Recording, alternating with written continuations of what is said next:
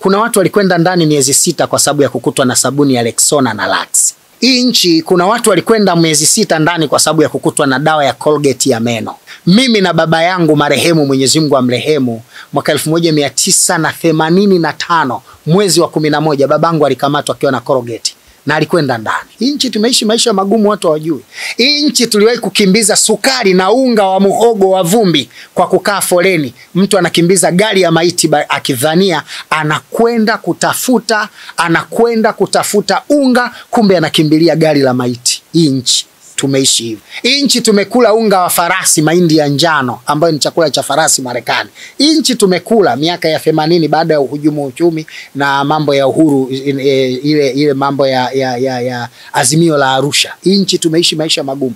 Yaani mpaka mwalimu anaamua kuacha nchi hii na kuamua kumpa mtu mwingine baada ya kuona sera zake za ujamaa na kujitegemea zimedunda.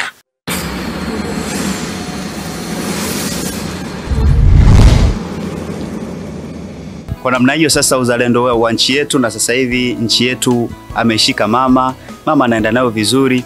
Labda unaweza kuwa una neno lolote katika msimu huu wa Ramadhani, lakini inawezekana kwa muda mrefu kidogo hujaongea neno lolote kuhusiana na mama ambaye ni rais yetu wa Jamhuri ya Muungano wa Tanzania, na umeisifia nchi na umetaja siri za nchi ilikotokea, uhuru ulikotokea, Waislamu wameupigania sana. Neno lako angalau hata kwa mama aliyeko pale madarakani kwa hiki ambacho kipo mpaka sasa hivi kinene. Labda mtu awe hataki kujua historia. Lakini kama anataka kujua historia, kuna vitu vingi sana. Nitapata muda siku moja nitakuja kuzungumza baada ya uhuru mpaka Mwalimu Nyerere kung'atuka. Nchi tumepita pagumu, watoto wengi hawajui. Hasa wale wanajiita wanasiasa na wanaharakati hawajui. Nchi kuna watu walikwenda ndani miezi 6 kwa sababu ya kukutwa na sabuni ya Rexona na Lux. Hii nchi kuna watu walikwenda miezi 6 ndani kwa sababu ya kukutwa na dawa ya Colgate ya meno. Mimi na baba yangu marehemu, Mwenyezi Mungu amrehemu, mwaka 1985 mwezi wa 11 babangu alikamatwa akiwa na Colgate na alikwenda ndani. Yaani nakupa story ya kweli. Na mimi nilikuwa naye. Wakati huo Colgate inatoka Nairobi, Kenya. Hii nchi kuna watu walivaa magunia. Unajua magunia? Najua. 1984-85 walivaa magunia. Salim Ahmed Salim alipokuja kuchukua nchi ndo alitengeneza nguo zinaitwa batiki, zamani zilikuwa zikitoka kaungua. Hii nchi tumeishi maisha magumu, watu hawajui.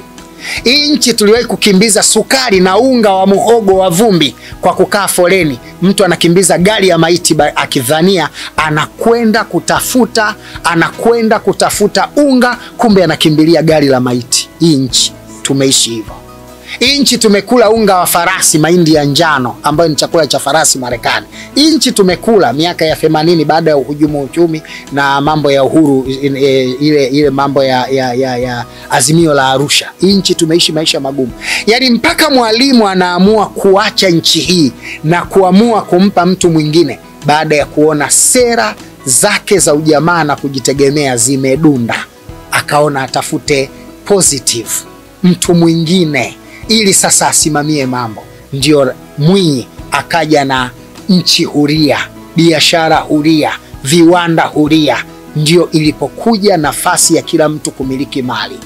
Mwaka 86, 87, 88 mpaka 90, mtoto wa miaka 18 alikuwa anamiliki mpaka B1. Ndio watu walikuwa na hela. Nakumbuka miaka hiyo Arusha pale yuko mfanya biashara mmoja aliwahi kuwa anachimba madini. Alikuwa anatoa milioni 1 miaka ile kwa kukupiga risasi moja ya kalio. Nchi tumekutana na hivyo vitu. Lakini huwezi kujua, yani kuna watu hawezi kujua nchi tulitoka wapi. Baba wa mageuzi ya kiuchumi na siasa nchini Al-Hassan Mwinyi. Yule mtu Mungu amrehemu. Wallahi yule mtu Mungu amtie peponi. Yule mtu amefanya mambo makubwa sana. Yani hakuna rais ameitendea haki nchi anayemzidi Mwinyi. Hayupo. Nchi hayupo. Yule mzee amefanya mambo makubwa sana. Na alikuwa yuko huru sana. Unajua kuna watu hawajui kwa nini mzee Mwinyi aitwa Ruksa. Watu wengi wanasema eti mzee Mwinyi aliitwa Ruksa kwa sababu aliruhusu vyama vya siasa. Uongo mtupu. Au aliruhusu biashara. Uongo mtupu. Ruksa imekuja kutokana na issue ya mwaka 1993. 1993 Tandale kulikuwa na bucha la nguruwe. Kalinjia kwenda sokoni. Argentina kuna njia inaingia kulia ukiwa unatoka mjini. Kulikuwa na bucha la nguruwe. Kuna binti mmoja wa Kiislamu alitumwa nyama akakosea kwenda kununua. Ile bucha lilikaa pale. Na kanuni ya nchi yetu tangu mkoroni, mabucha ya nguruwe yalipangwa yakae nje ya maeneo wanayokaa watu wengi hasa Waislamu, na biashara za nguruwe zifanyike nje. Huyu binti akaenda kununua bila kujua. Waislamu walipokuja kuona lile bucha liko pale na linaendana kinyume na matakwa ya sheria ambayo tumeirithi kutoka mkoloni, tukaandamana. Tulifanya vurugu. Kweli tuliandamana. Waislamu waliandamana, vurugu zikafanyika, lakini kukatokea mabaya kwa sababu kuna nyumba za ibada zilichomwa moto, kuna baadhi ya biashara za watu ziliharibika. Mwinyi kwa hekima yake na busara alipokuwa akiituliza nchi ili ifike mahala Waislamu na Wakristo tuishi kwa mapenzi, baada ya nasaha nyingi za kuwataka Wakristo waheshimu haki na mila za Waislamu na Waislamu waheshimu haki na mila za Wakristo, mwisho wa siku akasema nchi hii haina dini, kila mtu atakacho chake na ale. Mwenye kutaka jongo ale ruksa, mwenye kutaka panya ale ruksa. Neno ruksa lilianzia pale, wasidanganywe watu. Si ndo tunajua historia. Kwa hiyo ruksa ya Mwinyi haikuja kwenye biashara, haikuja kwenye siasa, ilikuja kwenye malumbano ya kiimani juu ya changamoto zinazoigusa jamii kwa imani ya Waislamu na Wakristo kwa Wakristo wenzao. Na ndio tangu pale utaratibu ukaja, nyama za nguruwe kwa Wakristo katika miji yote wanaoishi Waislamu wengi iwe na mahali maalumu pa kuuziwa. Si naeleweka ya maneno? Sinaeleweka ya maneno. Ndio maana sharti leo hata ukiwa na baa unauza kitimoto, lazima uandike tunauza kitimoto, ili Muislamu awe na hiari kuingia au kuto kuingia. So Muislamu anaweza kunywa pombe lakini asile nguruwe.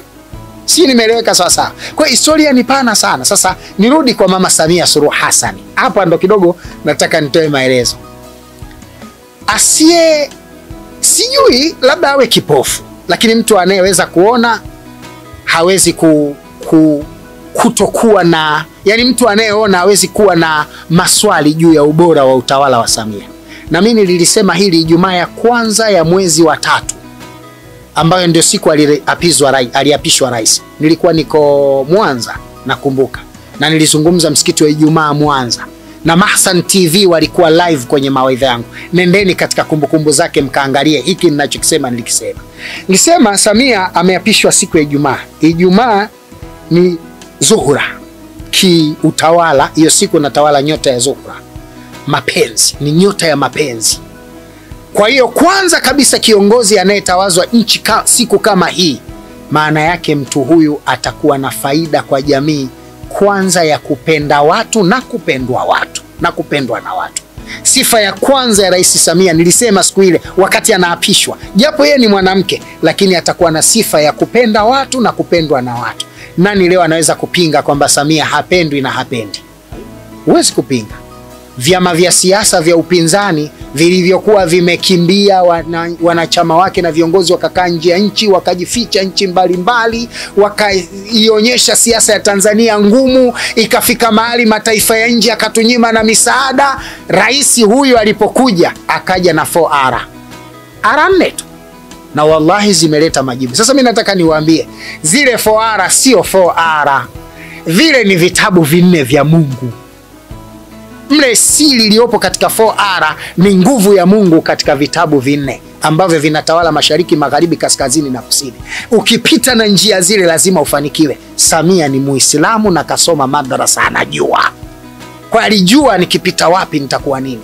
Kwa mara ya kwanza mwanamke Mzanzibari ambaye alionekana hawezi, ameweza kufanya. Wapinzani wanaandaa mkutano, alafu mgeni rasmi anakuwa wa chama tawala, alafu wanapiga makofi huku wanamshangilia. Huyo ndio Samia, ameweza kutawala nyoyo za watu.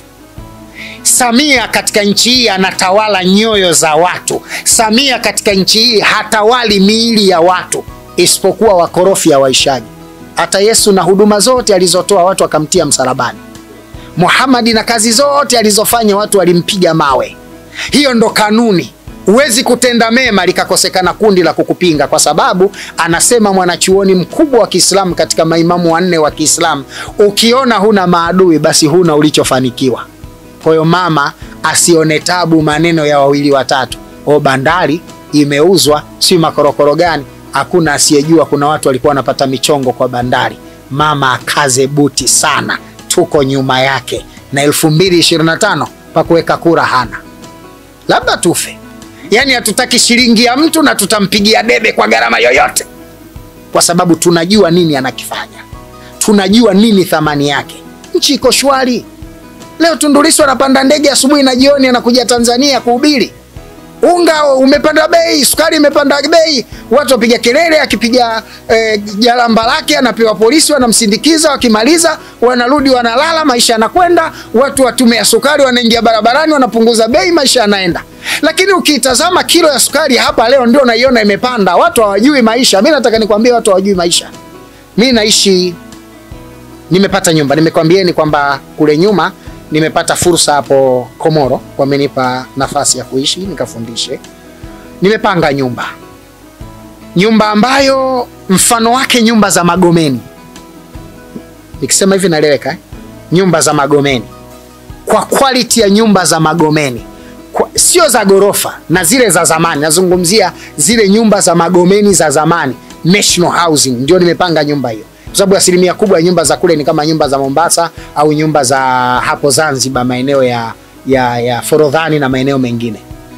Ile nyumba nalipa euro 1000 kwa mwezi. Nyumba nalipa euro 1000 kwa mwezi. Nyumba yenye vyumba vya kulala 4, sitting room, jiko, choo, haina banda la uani. Nalipa euro 1000 kwa mwezi, ambayo ni sawa na milioni 3 ya Tanzania per month kwa mwezi mmoja. Utasema maisha Tanzania magumu? Kuna nyumba Magomeni Tanzania inapandishwa milioni 3 kwa mwezi? Haipo. Lazima tuwe kweli, haipo. Tanzania maisha sio magumu. Unaposema Tanzania maisha magumu unalinganisha na wapi? Ndio swali la msingi. Yaani ukisema leo maisha magumu Tanzania unalinganisha na wapi? Hata ukilinganisha na Kenya hatufanani. Mimi nimekaa apartment Kenya najua. Mimi nimepanga nyumba Kenya najua. Mombasa pale nina nyumba mimi najua. Na nyinyi wengi wanajua kwamba mimi na familia Mombasa na nyumba pale. Nyumba ile ni ya ghorofa moja, lakini pesa tunayolipa ya Tanzania ya Kenya, pesa tunayolipa ya Kenya kwa mwezi ni karibu 60,000. 60,000 apartment katika estate zile. La 60,000 ya Kenya kwa pesa ya Tanzania ni 1.7 milioni 1,700,000. Niambie wewe, wapi unaweza kupata nyumba hivyo Tanzania? Kijumba cha ghorofa moja, chumba kimoja juu, unaweza kupata wapi? Hakuna. Kwa ninachotaka tu niseme, maisha Tanzania yako rahisi sana. Isipokuwa watu wanadanganyana. Yaani mtu anafika mahala akikosa cha kusema ndo anasema. Unajua ukimchukia, unajua maisha ya siasa ni kama ukewenza. Maisha ya siasa ni kama ukewenza. Ukimchukia mke mwenzio hata akizikwa, ukipita karibu na kaburi lake mke mwenza anasema, "Ona kwanza kaburi lenyewe limekaa upande, saka chimba maiti." Sio wamechimba watu wengine. Yaani maisha ya siasa ni kama ukewenza, ufanye vizuri kibaya, ufanye kibaya kibaya. Kwa sababu ili awe mpinzani lazima akosoe. Sasa tusiishi tu maneno ya kumshutumu rais mama yetu Samia Suluhu eti tu kwa sababu kuna watu wana interest za kisiasa. Lazima tukubali mama kaijenga nchi kwa umoja na mshikamano. Lazima tukubali mama kaikusanya nchi pamoja. Lazima tukubali mama kaivusha nchi katika mazingira magumu. Kufiwa na rais sio jambo dogo. Mwanamke anakwenda kuibeba nchi. Wallahi kaonyesha dhamira ya kiume na nguvu ya kiume katika jinsia ya kike kuifanya nchi ifike hapa ilipofika. Tuna sababu ya kutokumpa kura mama 25. Yaani hata asifanye kampeni alale tu. Labda kwa sababu kampeni ndio hakuna namna. Sasa anafanya kampeni anafanya. Yaani tunampa nani nchi kama sio yeye? Tunampa nani? Hatuna. Tunaona kabisa kwamba mama anafanya vizuri na wallahi tutaendelea kumuunga mkono. Hatumuungi mkono kwa sababu ni Muislamu. Tunamuunga mkono kwa sababu anafanya vizuri. Na mtu anayefanya vizuri anapongezwa bila kujali dini yake. Mimi kanuni yangu huwa mtu akifanya vizuri nasema tu. Wale wanaokumbuka wakati tunaingia katika issue ya corona, mimi nilimsupport Rais Magufuli juu ya lockdown. Ndio video yangu ilirushwa angani na watu wakaisupport. Japo kuna watu walinitukana sana, wengine wako nje ya nchi walinitukana sana, mimi kwangu haikuwa shida. kwa sababu mimi nasema haki. Mimi niliona Magufuli katika ile iko right. Ni Mkristo, tunapishana imani, lakini akifanya kitu cha kweli mimi namuunga mkono. Na nilimpigia debe bila ya kujali nani anasema nini. Na kwenye hili Rais Samia 25 akae, tutavaa jezi sisi. Tutajua tutapitaje. Tutatembea hata kwa mguu tumpigie debe. Tuhakikishe anakaa miaka 7-5 ijayo, anamaliza, anatuachia nchi ina furaha na amani, maisha yanakwenda. Leo nchi ina mabadiliko katika mambo mengi. Miradi yote ambayo ameikuta anaiendeleza. Japo kuwa lazima nikiri, watendaji wengi wa chini wa rais wanamuangusha kwa sababu binafsi.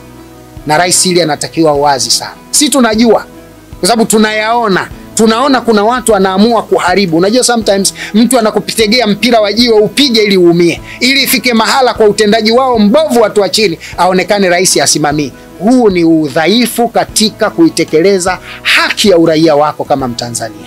Wallahi watendaji wajitahidi sana kumsaidia mama, na bado mama ana nafasi ya kutosha. Lakini kubwa zaidi ni waombe chama, watu wa serikali wajitahidi sana kuzungumza mema ya mama.